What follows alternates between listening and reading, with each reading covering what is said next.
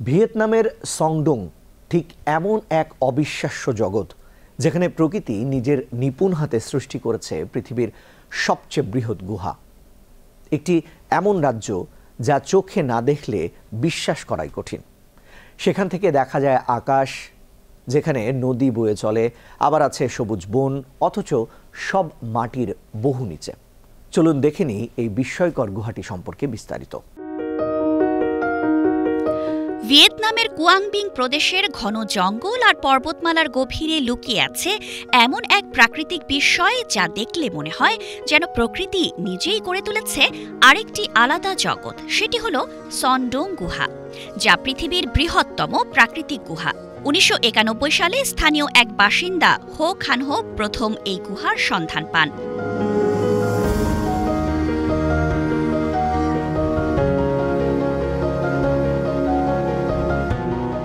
তবে এটি বিশ্ববাসীর কাছে পরিচিত হয় ২০০৯ সালে, যখন ব্রিটিশ গুহা অনুসন্ধানকারীদের একটি দল এর পূর্ণাঙ্গ জরিপ সম্পন্ন করে।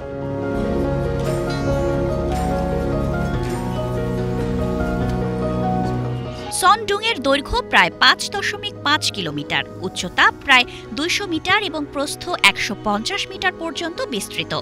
এটি এতটাই বিশাল যে এর ভেতর দিয়ে পুরো একটি আকাশচুম্বী ভবন অনায়াসে প্রবেশ করতে পারে। এই গুহার সবচেয়ে চমকপ্রদ অংশ হল এর নিজস্ব জলবায়ু ও বনভূমি।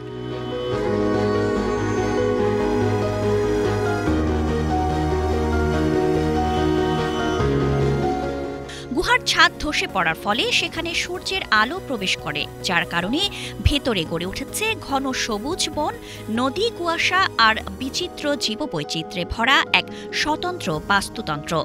তাছাড়া গুহার ভেতর দিয়ে প্রবাহিত হচ্ছে নীলচে স্বচ্ছ একটি নদী।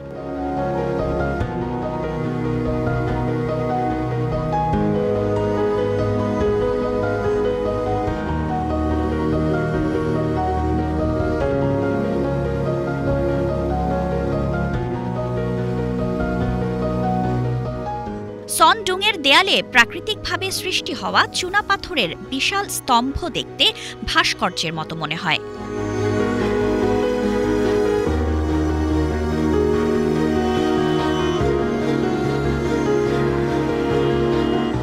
তবে এই গুহা ভ্রমণ সব মানুষের জন্য নয়।